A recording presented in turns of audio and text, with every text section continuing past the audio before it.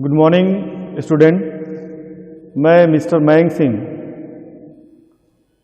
आज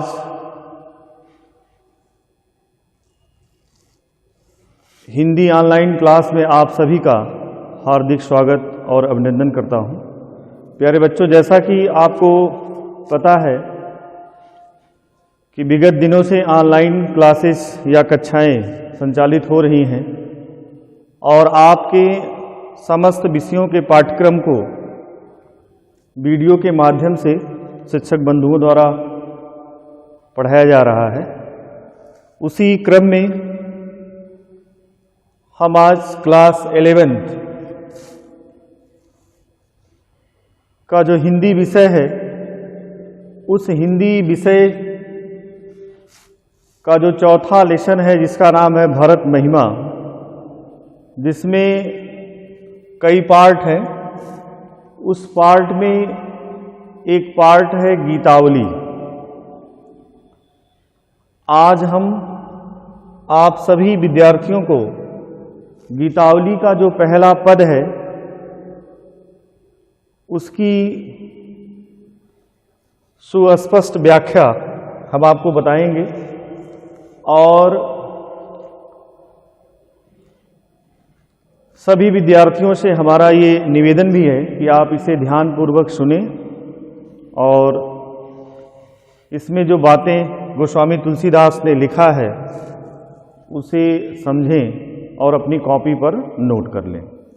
प्यारे विद्यार्थियों, जैसा कि किसी भी पद की व्याख्या देने से पहले हमें संदर्भ प्रसंग लिखना या बोलना बहुत आवश्यक होता है, तो इसलिए सबसे पहले आप इस लेसन का संदर्भ ध्यानपूर्वक सुन लेंगे।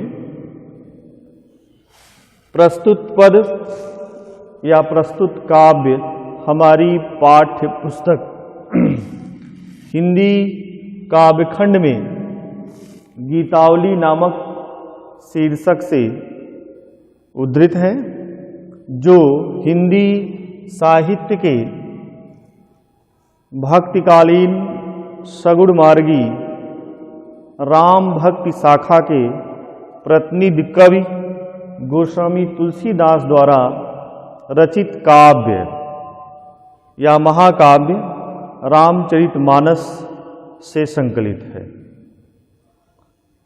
प्यारे बच्चों, जैसा कि आपको पता है कि पाठ 4 गोस्वामी तुलसीदास द्वारा रचित जो भी पार्ट हैं, चाहे वो भरत महिमा हो, कवितावली हो, गीतावली हो, यह सब जो पद हैं वह आपके रामचरितमानस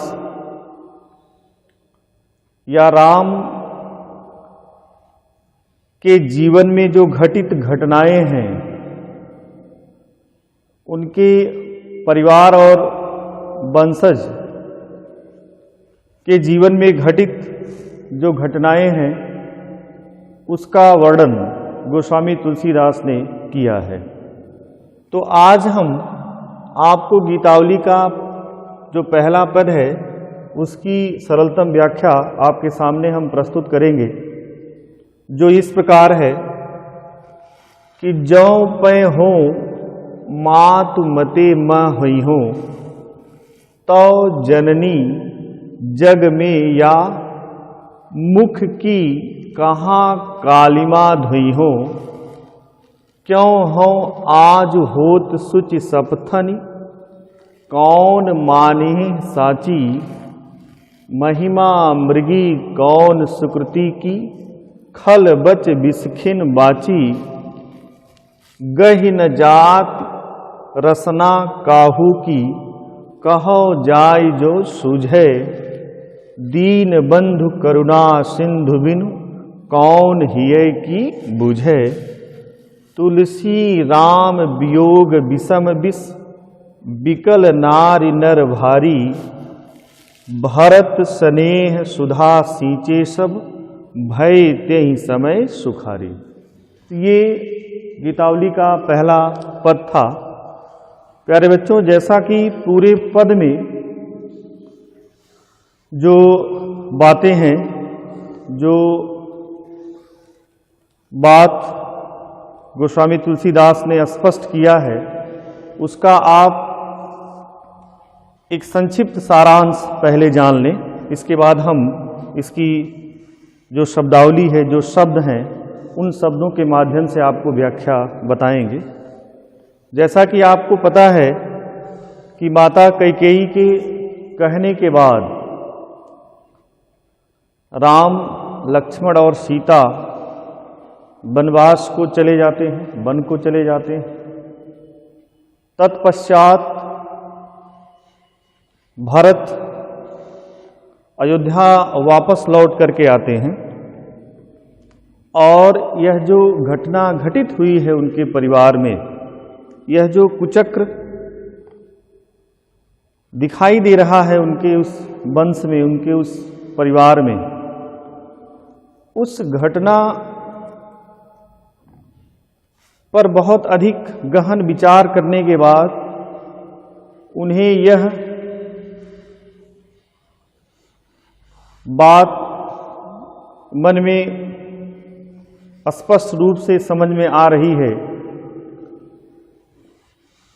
कि इस कुचक्र या यह जो घटना है, इसमें हमारा ही हाथ है। ऐसा संसार के, समाज के लोग इसे समझेंगे कि भरत ने ही ऐसा कुछ किया होगा, कहा होगा, और तभी माता कैकेयी ने इस तरह के वरदान राजा दशरथ से मांगने का प्रयास किया। इसी विचारों से व्याकुल होकर के वह माता कौशल्या के पास जाते हैं और अपने मन की जो व्यथा है, जो कष्ट है, जो दुख है, उसे माता कौशल्या के सामने व्यक्त कर रहे हैं, बता रहे हैं कि हे माता, यदि इस कुचक्र में मेरा तनिक भी हाथ रहा हो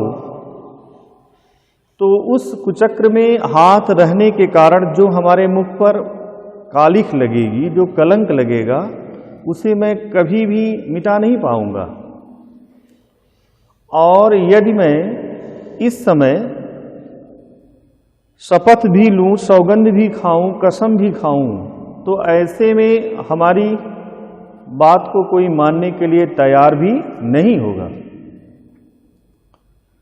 और यह बात तो सत्य है कि संसार में बहुत से ऐसे लोग होते हैं, महिमावान, गुणवान लोग होते हैं, जो संसार के और लोग हैं, उनकी जो बुराई रूपी बाणी है, उससे वह बच नहीं पाते।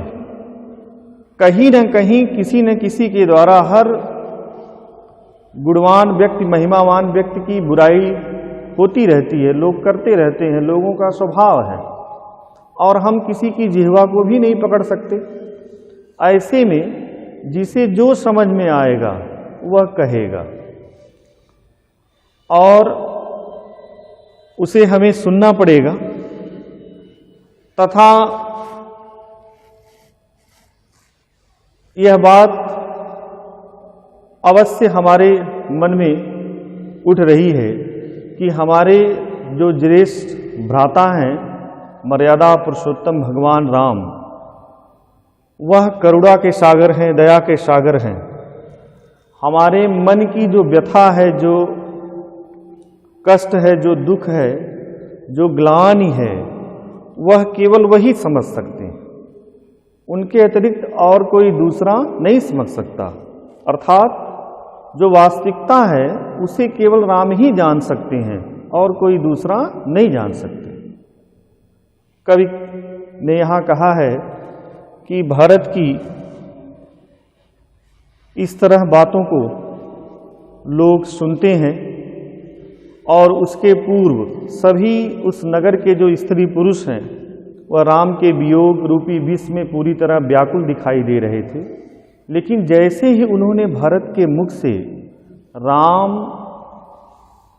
की प्रशंसा की बात सुना, राम की बड़ाई की बात को सुना है, तो सभी जो स्त्री पुरुष हैं वह सुख का अनुभव कर ले लगते हैं, अर्थात बहुत प्रसन्नचित हो जाते हैं। तो प्यारे बच्चों, जैसा कि ये पूरे पद का एक संक्षिप्त सारांश था, अब आप आ जाइए जो शब्दावली प्रयुक्त किया है गोस्वामी तुलसीदास ने, जो शब्द रखे हैं उसके आधार पर आप व्याख्या ध्यानपूर्वक सुन लें। जौ पे हो मातु मते म हुई हो।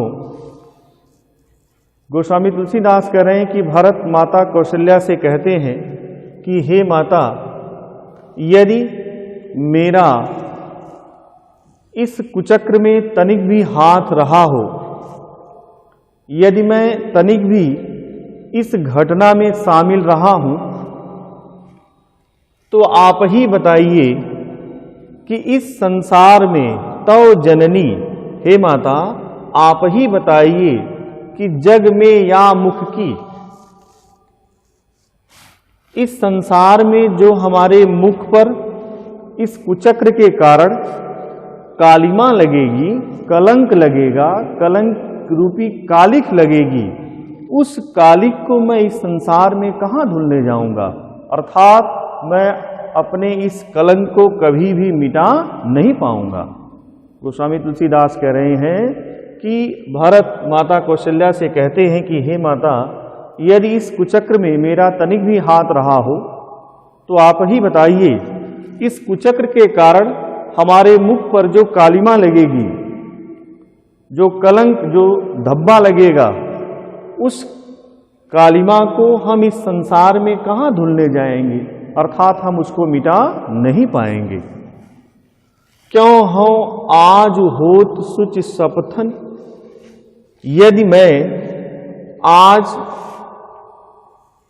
सौगंध खाऊं, किसी की शपथ लूं, कसम खाऊं, फिर भी कोई हमारी बात को मानने के लिए तैयार नहीं होगा, हमारी बात को सच्चाई के रूप में नहीं लेगा, चाहे हम किसी की कसम खा जाएं। इसलिए अब हमारे समझ में ये बात नहीं आ रही है कि इस कुचक्र के कारण जो आरोप हमारे ऊपर लगा है, उस आरोप को हम इस संसार में मिटाने कहाँ जाएंगे, उस आरोप से अपने आप को कैसे बरी कर पाएंगे। आगे गोस्वामी तुलसीदास कह रहे हैं कि भरत कहते हैं कि हे माता, महिमा मृगी कौन सुकृति की खल बच बिस्खिन बाची।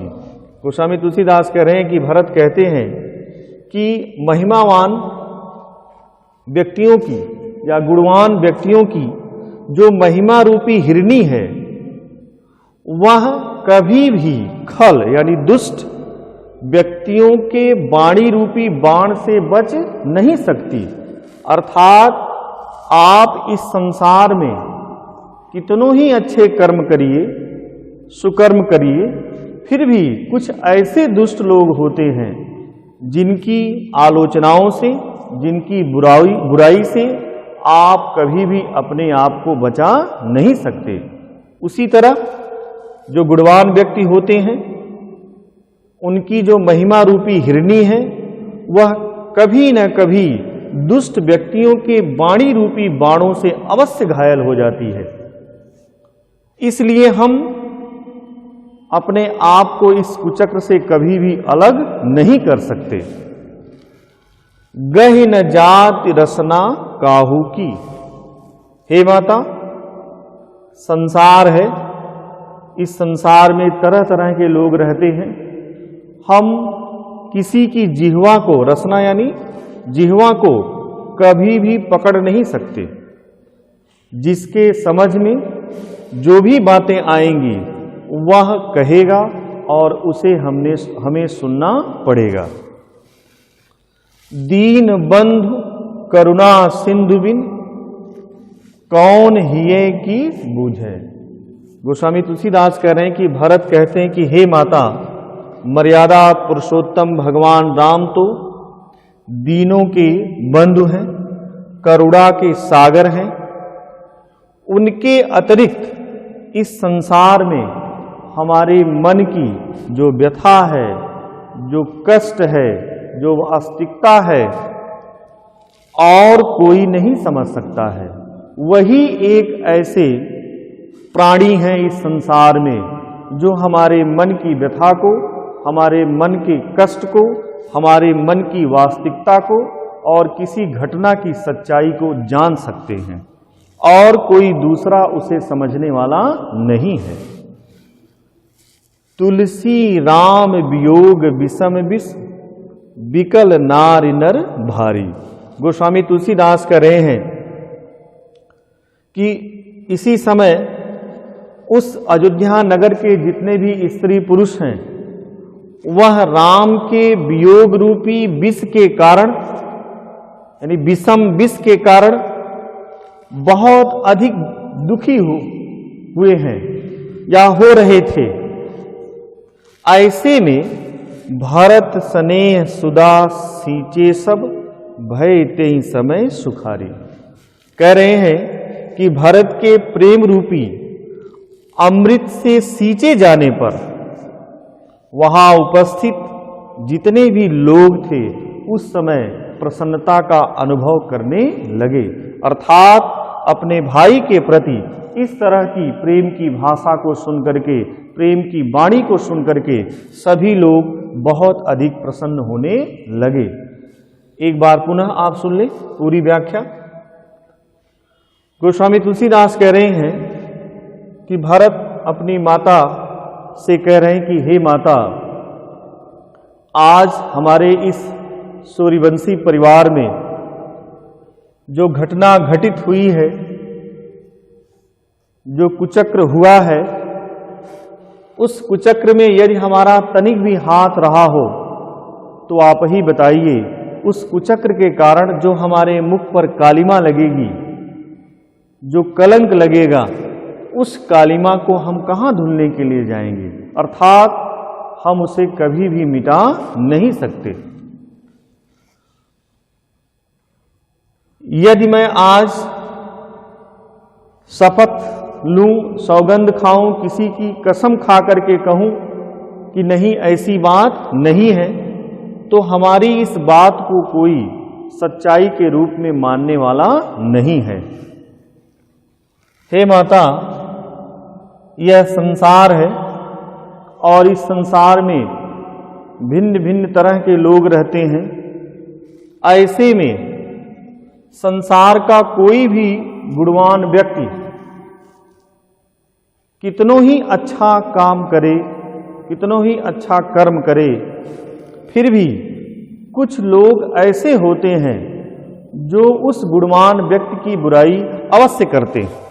उसी तरह यदि कोई गुणवान व्यक्ति है तो उसकी जो महिमा रूपी मृगी है यानी हिरनी है, वह अवश्य दुष्ट व्यक्तियों के वाणी रूपी बाण से घायल हो सकती है और होती भी है। अर्थात संसार में तरह तरह के लोग हैं और वह अवश्य हर एक गुणवान व्यक्ति की किसी न किसी तरह से आलोचना या बुराई अवश्य करते हैं। ऐसे में हे माता, हम किसके किसकी जिह्वा, किसके किसके मुख को पकड़ने जाएंगे, रोकने जाएंगे। जिसके समझ में जो आता है वह अवश्य कहेगा और उसे हमको और आपको सुनना ही पड़ेगा। कवि गोस्वामी तुलसीदास कह रहे हैं कि भरत कह रहे हैं लेकिन, यानी हे माता, लेकिन हमारे मर्यादा पुरुषोत्तम भगवान राम दीनों के बंधु हैं, करुणा के सागर हैं। वही एक ऐसे प्राणी है इस संसार में जो हमारे मन के कष्ट को, दुख को और हमारे मन की जो वास्तविकता है उसे समझ सकते हैं। उनके अतिरिक्त संसार में कोई नहीं ऐसा है जो हमारे मन की वास्तविकता को, मन के दुख को समझ सकता है। गोस्वामी तुलसीदास कह रहे हैं कि उस समय उस अयोध्या नगर के जितने भी स्त्री पुरुष हैं, सभी राम के वियोग रूपी विषम विष से बहुत अधिक व्याकुल हो गए थे और हो रहे थे। ऐसे में जब भरत के द्वारा प्रेम रूपी अमृत रूपी जल से सींचा गया, अर्थात प्रेम रूपी भाषा में बात कही गई राम के प्रति, तो वहां उपस्थित जितने भी लोग थे वह सुख का और प्रसन्नता का अनुभव करने लगे। अर्थात हम कह सकते हैं कि जब उस अयोध्या नगर के जितने भी स्त्री पुरुष थे वह राम के वियोग के कारण बहुत अधिक दुखी थे। ऐसे में जब भरत ने उनके प्रति प्रेम का भाव प्रस्तुत किया, प्रेम की भाषा बोला, तो वहां जितने भी नगरवासी थे, चाहे वह स्त्री हो या पुरुष हो, सभी बहुत अधिक प्रसन्नचित हो गए और सुख का अनुभव प्राप्त करने लगे, अर्थात सुखी हो गए। आज के लिए इतना ही, धन्यवाद।